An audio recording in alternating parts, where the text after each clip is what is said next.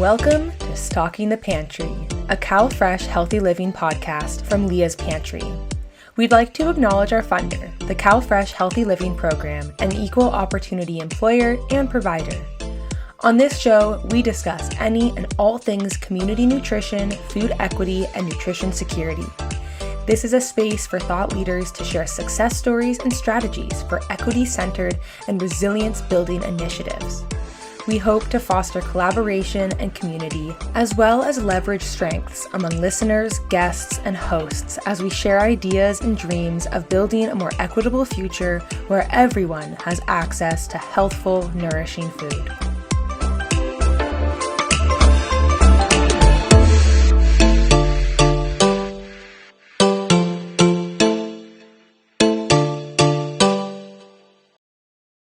Hello and welcome to Stocking the Pantry.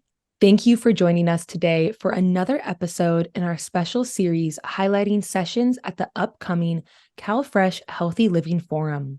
This year's CalFresh Healthy Living Forum will take place at the Hyatt Regency Orange County in Garden Grove, California on October 23rd through 25th. The forum brings CalFresh Healthy Living professionals together to share updates, successes, and new ideas among colleagues. This year's theme is Equity in Action, supporting healthy communities together. For more information and to register for the forum, please check out the link to the website in the show notes. We are really excited to speak with Noelle DiSano and Cole Morales about their session, Engaging Tribal Communities. You might also hear us referring to the Center for Healthy Communities as CHC throughout the episode. But before we dive into the meat of the episode, we want to introduce Cole and Noelle to y'all a little bit. So we're going to let them introduce themselves. Take it away, Noelle. Thank you, Colby. Thank you for having us. So again, my name is Noelle DiSano. I originally hailed from the Bay Area, but found my home here in Chico when I did my undergraduate work at Chico State. I have a Bachelor of Science in Health Science with a focus on Health Services Administration. And my professional journey has been quite diverse, spanning both healthcare and social services.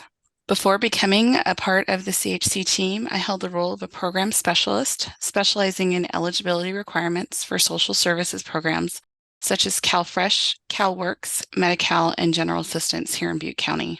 This experience has given me insights and intricacies of social services delivery, which has led me here to CHC. And for the past year, I've been working on the Area Agency on Aging team at CHC. My role as a program manager has been dedicated to serving the northeastern 10-county region of California, with a particular emphasis on reaching out to Native tribal communities and veterans. It has been truly a rewarding experience as I've had the opportunity to connect with and learn from elders, immerse myself in Native culture, and delve into the rich history of our local Native communities. Thank you, Colby and T. My name is Cole Morales, and I'm a Tribal Liaison and Engagement Specialist for the North State Planning and Development Collective, and also the Big Chico Creek Ecological Reserve here at Chico State Enterprises. To give some context, Chico State Enterprises is a nonprofit auxiliary of Chico State. I am also Mountain Maidu, so my family comes from Lassen and Plumas County, and I'm also an enrolled member of the Susanville Indian Rancheria. Throughout my professional career, I've got to work with different tribes within the Butte County area, within the Chico area, working with some of my tribes back home. In addition to that, I also have had a very long and, well, to me, feels long educational journey. It's all started in 2012 when I went right out of high school to community college and received my AA. And right after that, I transferred over to Chico State to pursue an undergraduate degree in recreation, hospitality, and parks management with an emphasis in parks and natural resource management, which I completed in 2020. During that time, I also got a minor in geospatial literacy and a certificate in geographical information systems, or GIS for the acronym, through the Geography and Planning Department at Chico State. And right after I completed my undergraduate degree and my certificate minor, I went right into a master's program, which was an interdisciplinary studies wildland management program. I was privileged enough to be part of the first cohort, and I graduated with my master's in wildland management in 2022. Wow, thank you so much. It is great to have you both here on the show. Can you just start by telling our listeners a bit about what the Center for Healthy Communities does in the Chico community and how that work intersects with the local tribes?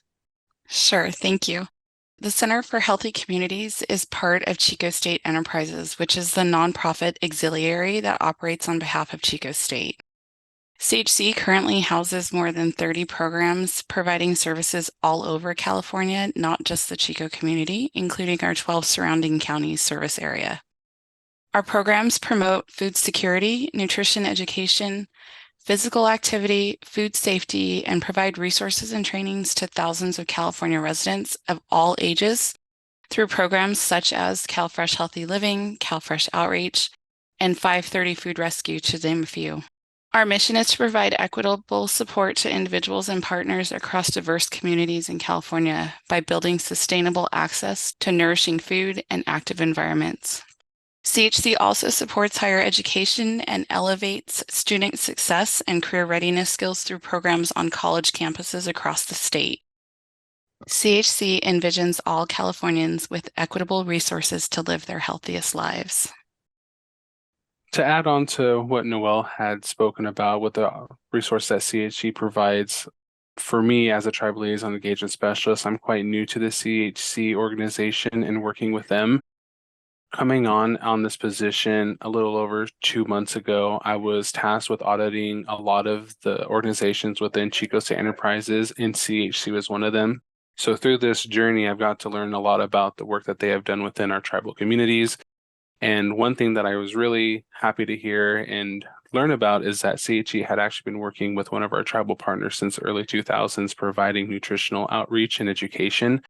And with the work that Noelle has been able to do with her program, working with older adults, it's been really great to be able to be a part of the work that CHC has been doing, that Noelle has been doing to provide these resources.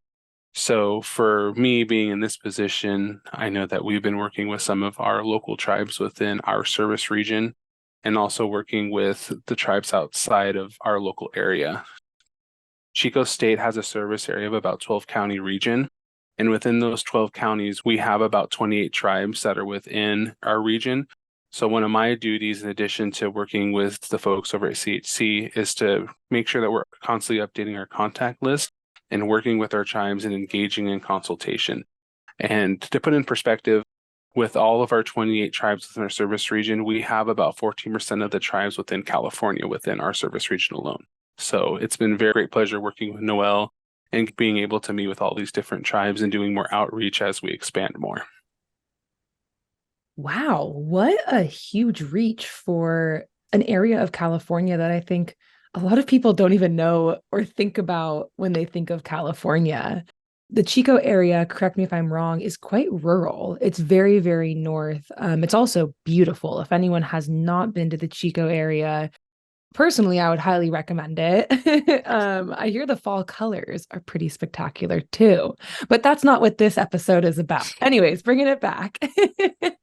Thank you both for laying such a great and strong foundation about the center. It sounds like y'all's work is very diverse and you have a pretty big reach. Since your upcoming session is about engaging tribal communities, and Cole, you started to touch on this a little bit. Can y'all tell us a bit about the work that the Center for Healthy Communities does with the tribes you serve? So CHC, prior to me coming here over a year ago, had been working with various local Indian health service agencies.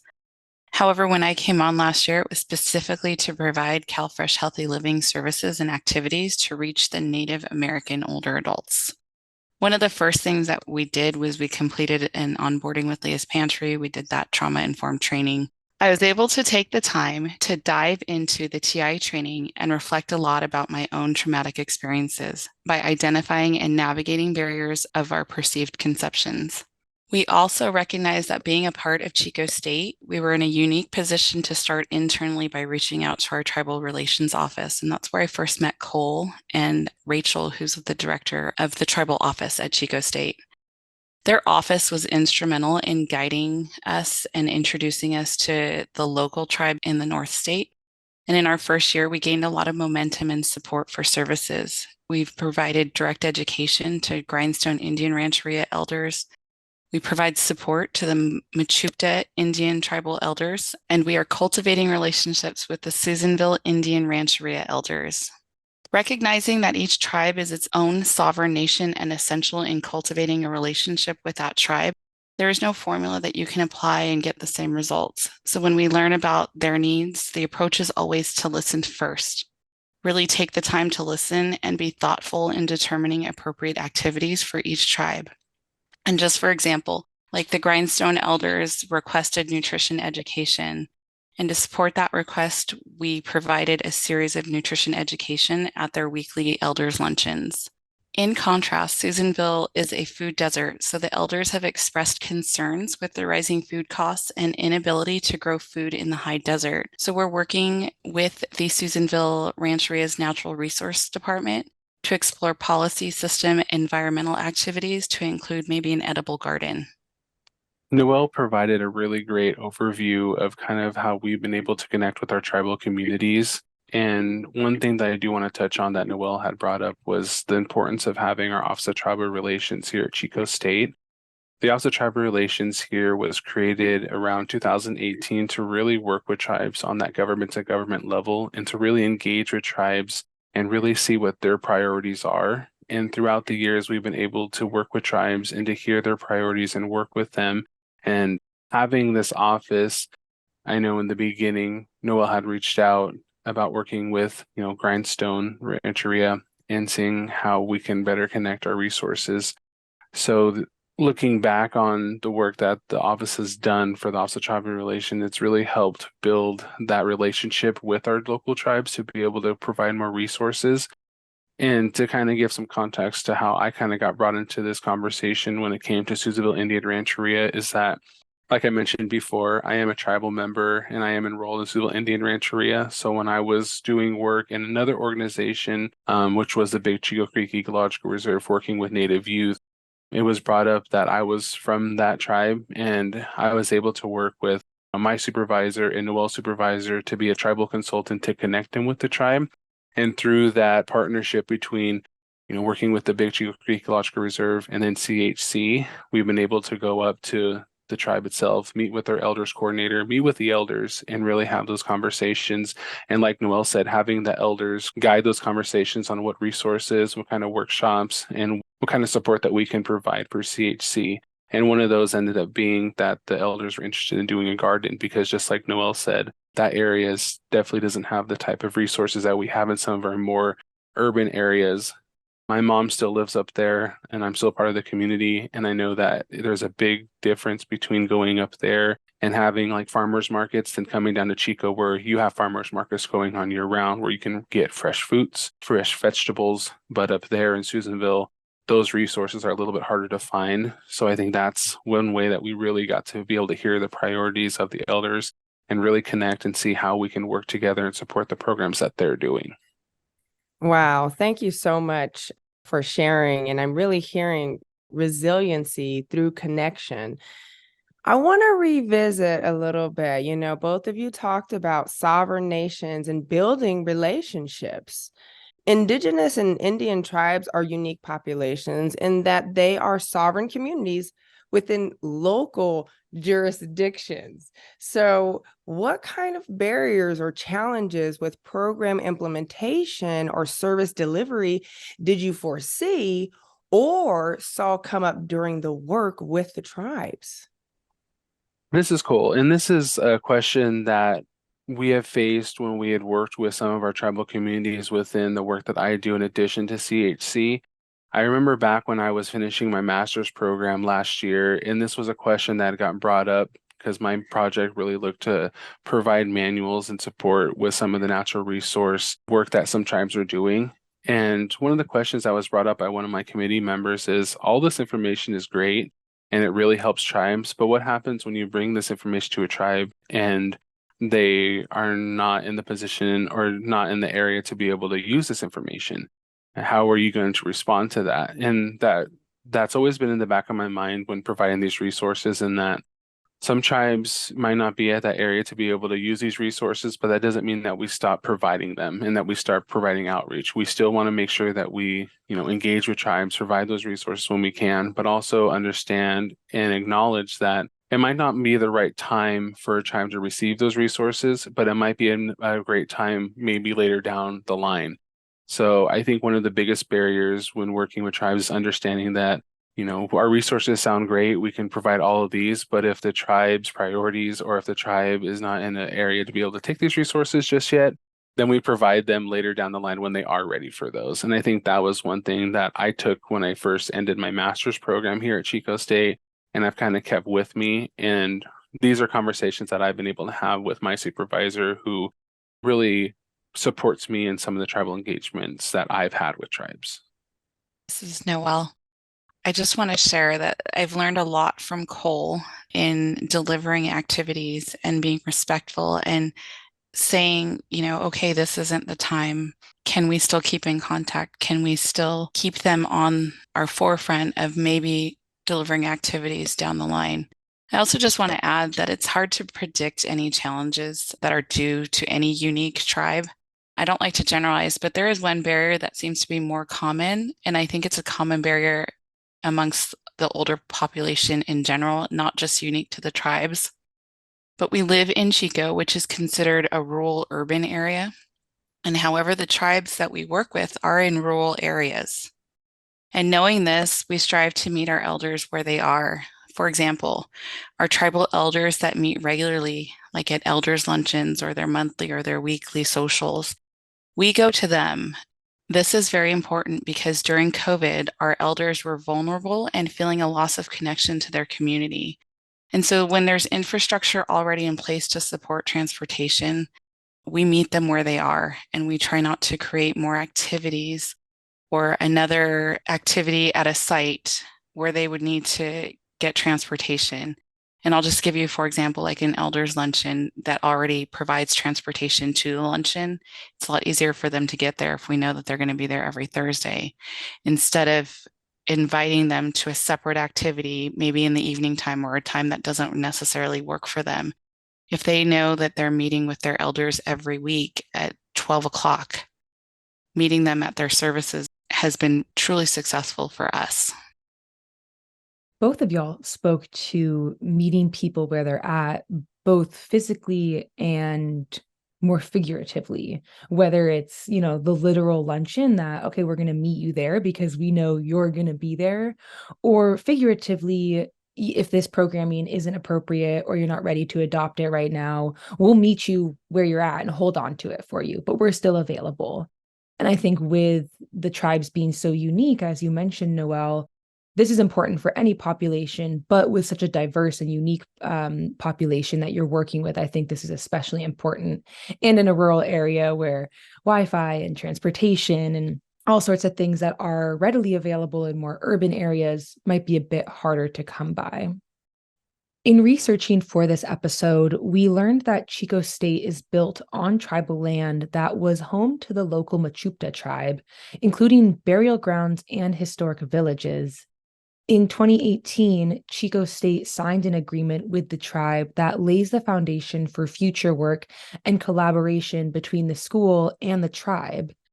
Can you tell us a bit about why this agreement was/is needed and how it impacts collaboration with the local tribe? Thank you for that question, Colby, and I can answer that. So as my role as a tribal engagement specialist and being a part of the Office of Tribal Relations as a student assistant all the way to my professional career here currently, I've got to learn more about memorandum of understanding that was signed between the Machupta tribe and also between Chico State. It's kind of interesting that this question came up because yesterday was actually the anniversary of that signing, and that was something that me and my supervisor had talked about. And the MOU is so important because it allows both of the parties, both on that government to government level, to be able to acknowledge that, when we work with Machupta, they're a sovereign nation. They're a government that is autonomous and that they are able to govern their tribal members, and that us as Chico State, being a state entity, we can work on those government to government levels, but also be able to acknowledge, our roles when it comes to working on the land that that is Mechoopda's land. This is their traditional homelands. And if we, for instance, if we end up constructing a building on campus, which we recently did, we make sure that we follow that memorandum of understanding to make sure that Mechoopda is at the table and that they have a voice and that they can be able to work with us on that government-to-government relationship, but also to be able to protect resources that they might have. So it's really a way that's building upon the relationship that we want to create with our local communities, with Mechoopda. And that also was one of the reasons why the Office of Tribal Relation was created, and why it's so important to mention that our Office of Tribal Relations here on campus is located underneath the Office of the President. And that is significant because that allows our office and our director to be able to work with tribes on that government-to-government relationship, whether it's Mechoopda, whether it's, some of our old local tribes here in Butte County. So when we go out and we have, the Center for Healthy Communities come in and ask, we want to be able to work with tribes, it gives us a one-stop shop, and it also gives us a united voice. One thing that isn't really covered too much within the work that we do, and it's kind of more behind the scenes, is that the Office of Tribal Relation is located on the state side of Chico State, so more of like the higher education side. But as Noelle mentioned before, that me and Noelle are working as employees under organizations on the nonprofit and auxiliary side. So the reason why this position that I'm in right now is created was to kind of go out to tribes and go as a united voice. Because although we're an auxiliary and a nonprofit side of Chico State, we're still Chico State itself, and we still want to be able to work with tribes so that if they have any questions, then they know that there's one location on campus where they can ask those questions. And we also want to make sure that we are engaging in tribes through consultation, through engagement such as these resources with CHC on that government-to-government relationship. I just wanted to add, we get asked a lot of questions of what is Chico State Enterprises? How does that work? And really up here in the rural area of Chico, when you say Chico State, doesn't matter if you're CSE or if you're CHC or if you're Chico State Enterprises, the association is with the university, and it's really important that all of our departments, Chico State Enterprises, Center for Healthy Communities, with the Office of Tribal Relations, like we are all on the same page, and that we all have the common goal of serving the Native community up here. That is such a great point to make, Noelle, that even though there's so many branches of Chico State, people kind of have the one idea, and that importance of people understanding that Chico State does care and does put importance on the relations with the local tribes, I think is very important, for lack of a better word. So is this agreement, this MOU, have you seen anything else like it adopted in other areas that are operating on tribal land? And if so, or if not, do you think that this could be laying the groundwork for other agreements like this MOU? I will say that I don't know exactly of other CSUs or UCs that have done MOUs. I imagine that there might be some out there. I just personally don't know of them. But I will say, kind of talking about the MOU and the work that we've done here at Chico State, is that when I talk about the Office of Tribal Relations and, being one of the ones that interacts with these tribes, we were the first in the CSU system to have also tribal relations that was underneath the Office of the President. And through these MOUs, we've been able to work with, our local tribe here at Mechoopda, Indian Tribe of Chico Rancheria, to not only create this MOU, but also to work within Chico State and Chico State Enterprises to actually give land back to Mechoopda. And that is one thing that we've done. And it's also additional MOUs that we've signed with them. One thing that the Office of Tribal Relations has done recently in work with the Big Chico Creek Ecological Reserve that is underneath Chico State Enterprises is give back about 93 acres of land that is traditional homelands of the Mechoopda tribe. And through that, we are now working with them, and we have actually signed an MOU with them so that when we go and we want to work on the Butte Creek Ecological Reserve, which was the 93 acres that was given back, that we now have an MOU with Mechoopda. So for us at Chico State, we have an MOU with Mechoopda that says this is how our partnership will work when it comes to Chico State. But it's cool to see now that we have an MOU with Mechoopda to say, if we want to work on your land, this is the partnership that we'll have. So that's been something that's been really interesting to see. And it's really great to see that the Mechoopda tribe was able to get their traditional land that Chico State had. And it's going to be really great to see, how we can further build our relationships when it comes to Chico State and our tribes, and how we can continue to do that through the tribes within our service region. Wow, very proud moment and forward movement, I would say. You know what? Kudos, snaps to you. Keep up the amazing work. I know why it's important to me, but I would love to hear, why do you think this is so important that we discuss how to engage with tribal communities at the forum? And what do you hope will come out of the session? I think it's important to recognize and address the unique challenges and contributions of our Native American communities. Acknowledging their historical injustices, celebrating their cultural heritage, respecting their sovereignty while addressing their health disparities. I think increasing their visibility and representation can help combat stereotypes and promote a more accurate understanding of their contributions to society. Letting the tribes take the lead and working with them is essential to building strong relationships and gaining their trust. And just remembering that trust is earned and it's not given. I believe that Noelle hit the nail on the head with that answer. When we look at working with our tribal communities and just echoing what Noelle said, it's really important to acknowledge the historical history and the historical traumas that our tribes have been through, and understanding that there might be some mistrust that has occurred between different organizations. And one thing that my supervisor really that's really ingrained in my brain whenever I think about working with tribes is moving at the speed of trust and building that trust and building those relationships and providing, the resources when we can, and say, how can we help? How can we, really build these relationships to go into the future so that, if there's anything that we can assist with, then we can. But Noelle hit it right on the head. Our tribes are unique, and there's not one certain solution or one certain avenue that you should take in working with a tribe. That each tribe is special. Each tribe is unique in that not one size fits all, and that all of our experiences with tribes might be different. And with this forum coming up, it's just a way to show like how we have done working with tribes and really showing our experiences, but knowing that another organization or other folks might have different experiences working with tribes. But I think, looking at tribes and seeing how we can support and really build those trust and relationships is huge. I think that when I work with different tribes, I'll think of that. How can I build this trust? How can I move at the speed of trust to be able to say, hey, we want to make sure that you all consulted, and that if you need anything from us, then please reach out.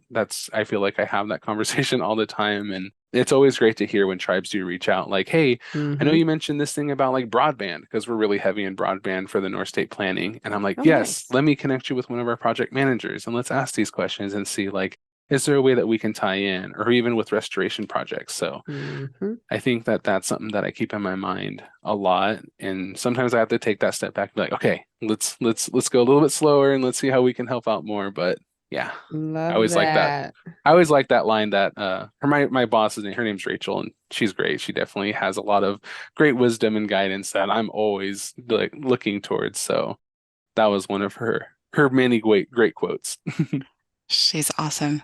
I just wanted to add that this is at the center of CHC's values: compassion, recognizing the unique challenges that the Native community has faced, serving them with respect, empathy, and caring when we're needed and where we can help. So it just ties back in that if we can help, we want to, and if we can't, we can take a step back and say, okay, this might not be the time. We always want the Native community to know that we are here, that we want to help bridge whatever services and activities that they need. And that's what we're here for. Yeah, I want to just highlight something that Cole said, which was the importance of moving at the speed of trust.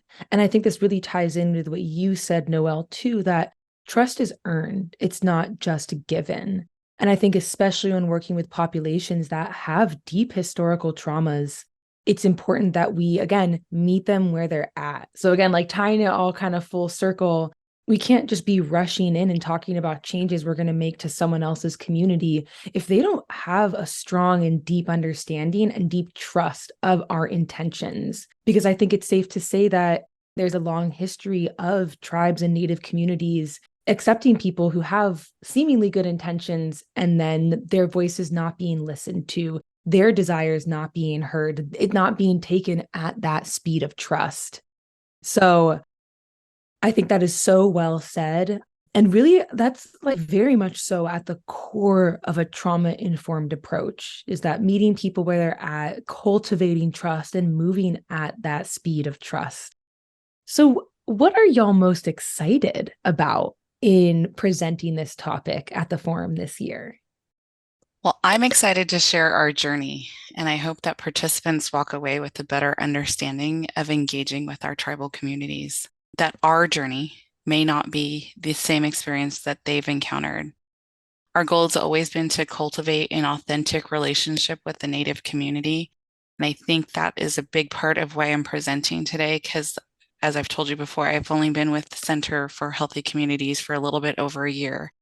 And in that past year, the speed of trust, I've been very fortunate in meeting Cole and developing and cultivating our relationship with the Office of Tribal Relations, which has been so instrumental in reaching our elder Native community here.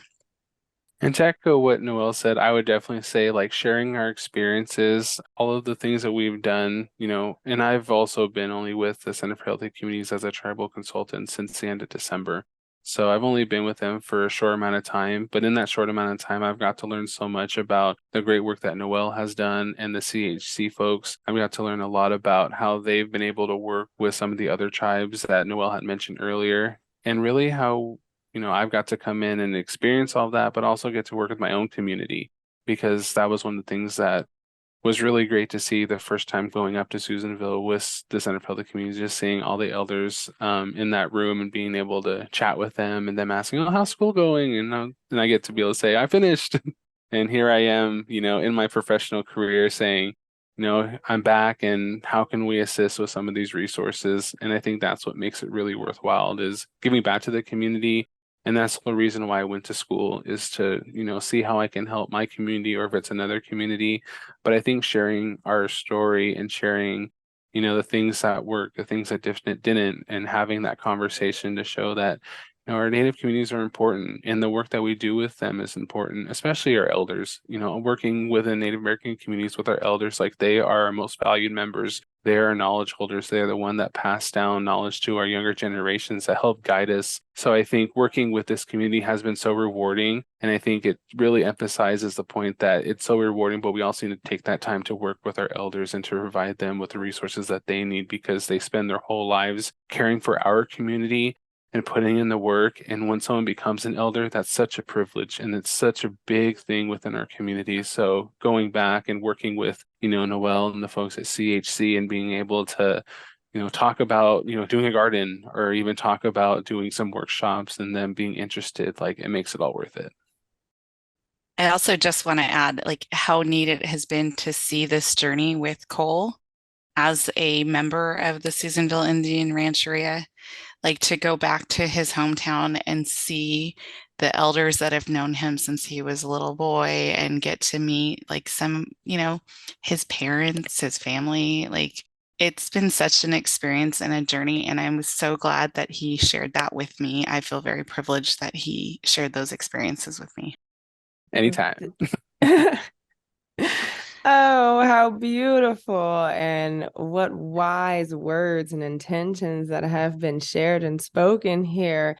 And full circle. And it's just beautiful to be able to recognize that.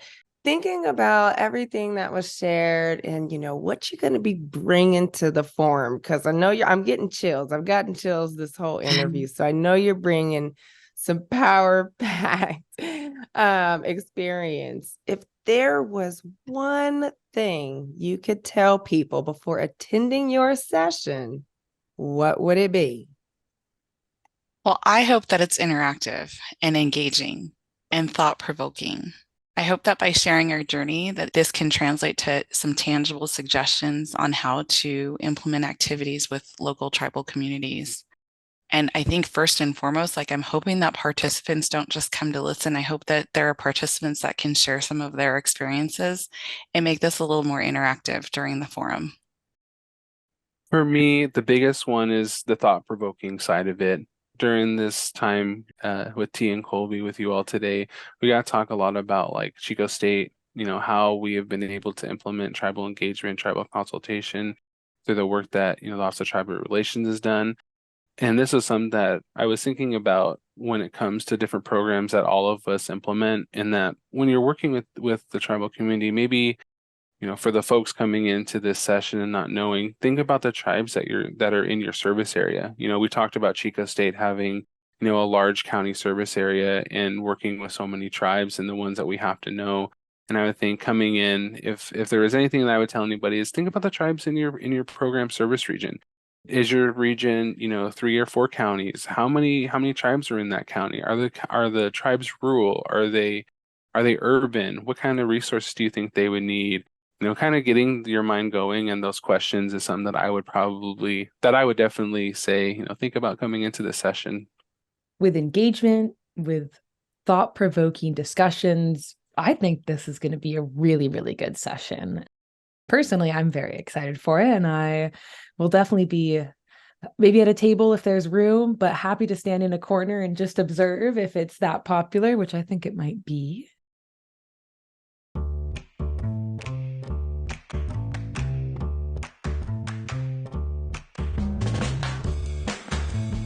But before we let you both go, we have to ask, what do you stock your pantries with, literally and or figuratively? I go first. Yes, it's funny that this question was brought up because I was actually thinking about going shopping this week. So I was like, what do I need in my pantry? But in my pantry, like, I think if you were to go into my apartment and be looking through everything, you definitely find like a lot of tea. I like drinking tea. That's a big one. Pasta, gotta have some pasta just in case, you have to, do a really quick dinner. Pasta's always good. I think you would find some beans. I really like having beans in there too, just for a quick dinner. But I think those are the real essential ones. Are just like, I like tea. I love tea. I could feel like I could drink it a lot. And then I guess for my literal or my figurative pantry, that's a good question. I'd have to think about that one, but I think just having patience is one that would be in my figurative pantry, just being able to take a step back and know that, everything's going to be fine, whatever I'm doing, and, having the patience. And I don't know if that's a good answer, but that's the one that came to mind. Yeah, definitely the pasta, tea. Oh, popcorn is a really big one. Got to have the popcorn for those movie nights. Can't miss out on that. But those are some things you'd find in my pantry. I just want to say real quick, if we had this episode with just you, Cole, I think our title would be Pasta and Patience. Pasta and Patience. Which I am all here for. Take it away, Noelle. Okay, well, I stock my pantry with, the standard staples: rice, pasta, beans, soup, stock, seasonings, baking supplies, because I could bake cookies in a hot minute. Figuratively, I'm always learning and open to opportunities, constantly growing personally as a mother and professionally, being open to change, because that is the one thing that is always constant, is change. And it's our ability to adapt to change that makes us resilient. And I think the ideal is both to be well prepared and well-rounded to meet our needs, whether it's related to food or in life in general. I so appreciate first that both of you shared literally and figuratively what you stock in your pantry, which I think is a podcast first. So thank you so much for that. That actually really filled my soul to hear that. And it has been a true honor. Thank you so much for being here with us and speaking with us today. Just like Colby said, we are so excited for your session. And Noelle and Cole, with their colleague Michelle Harris, will be facilitating session 2D, as in Delta, engaging tribal communities on October 24th. In the meantime, you can find out some more information on some of their social media and websites, and I'm going to let them go ahead and give us all of that great information. Go ahead, Noelle, take it away. Okay, so Center for Healthy Communities, our website is www.csuchico.edu/CHC. We are also on LinkedIn, Center for Healthy Communities. You can also follow us on LinkedIn, Facebook under Center for Healthy Communities. And then our Instagram handle is CHC Chico State. Yes, thank you, T and Colby.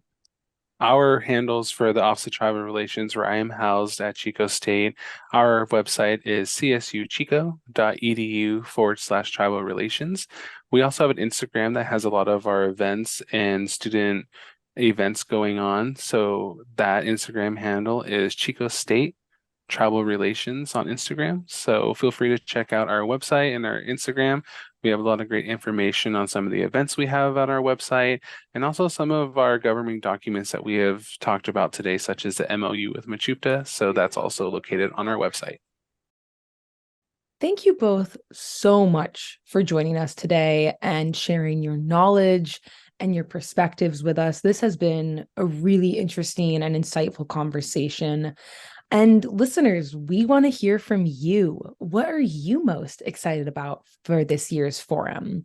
Join us on our Leah's Pantry peer learning community and tell us. The link for that can be found in our show notes. Colby and I are very excited to attend the forum this year, and we'd love to see and or hear from you there. So if you have feedback and ideas for the show, or just want to say hey, drop by our Leah's Pantry table. But until then, ciao. See you there. This podcast is a product of Leah's Pantry, made possible by the funding from the United States Department of Agriculture, the USDA, and their Supplemental Nutrition Assistance Program, SNAP, an equal opportunity provider and employer. Visit calfreshhealthyliving.org for healthy living tips. Thank you so much for hanging with us, and I want to ask you this question. Do you know of any thought leaders or someone doing great work in your community? Well, we would love to interview them, and we'd love to hear from you. Find us online at leaspantry.org or on Instagram, handle at Leah's Pantry, or email us at stockingthepantry@leaspantry.org. This podcast is a product of Leah's Pantry, made possible by the funding from the United States Department of Agriculture and their Supplemental Nutrition Assistance Program, SNAP, an equal opportunity provider and employer. Visit calfreshhealthyliving.org for healthy living tips.